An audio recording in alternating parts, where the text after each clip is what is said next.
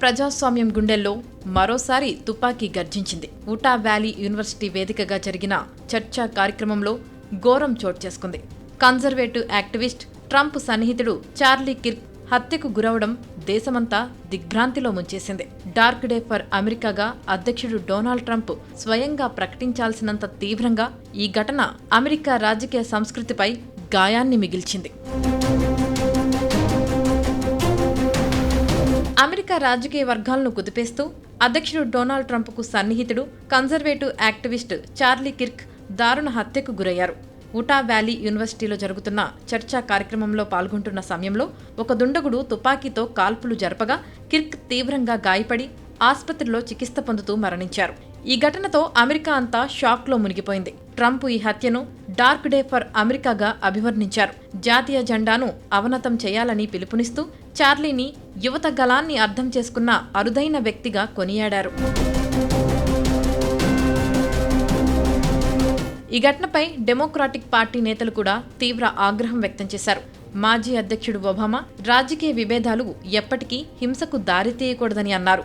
ఉపాధ్యక్షురాలు Charlie హత్య ప్రజాస్వామ్యానికి మచ్చ అని కమలా హ్యారిస్ పేర్కొన్నారు. ఇది కేవలం ఒక వ్యక్తిపై దాడి కాదు, అమెరికా విలువలపై దాడి అని సెనేటర్ మెజారిటీ లీడర్ చక్ షూమర్ తీవ్రంగా ఖండించారు. మాస్ షూటింగ్స్పై చర్చ జరుగుతుండగా ఒక టెంట్లో కూర్చొని విద్యార్థి ప్రశ్నలకు సమాధానమిస్తున్న కిర్క్పై అకస్మాత్తుగా దుండగుడు టార్గెట్ చేసి కాల్పులు జరిపాడు. వీడియోలో అతని మెడభాగాన్ని లక్ష్యంగా చేసుకుని కాల్పు జరిపిన దృశ్యాలు స్పష్టంగా కనిపిస్తున్నాయి.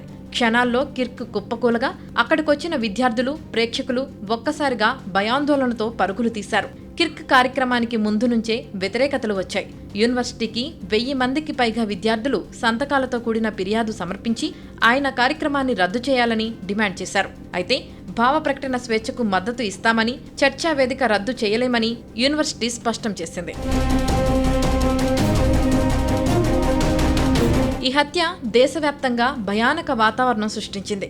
ఎఫ్ఐబిఐ డైరెక్టర్ కాష్ పటేల్ ప్రకారం నిందితుడిని అదుపులోకి తీసుకున్నట్టు సమాచారమున్నా కాల్పుల వెనుక ఉన్న ప్రణాళిక కారణంగా విచారణ కష్టతరమవుతోందని అధికారులు చెబుతున్నారు.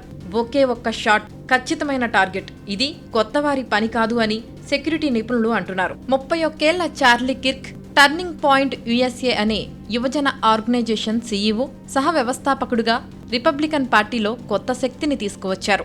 ఆయన మరణం ట్రంప్కు వ్యక్తిగతంగా పెద్ద నష్టం మాత్రమే కాదు, రాబోయే అమెరికా ఎన్నికల్లో యువతను ఆకర్షించే రిపబ్లికన్ వ్యూహానికి తీవ్రమైన దెబ్బగా భావిస్తున్నారు.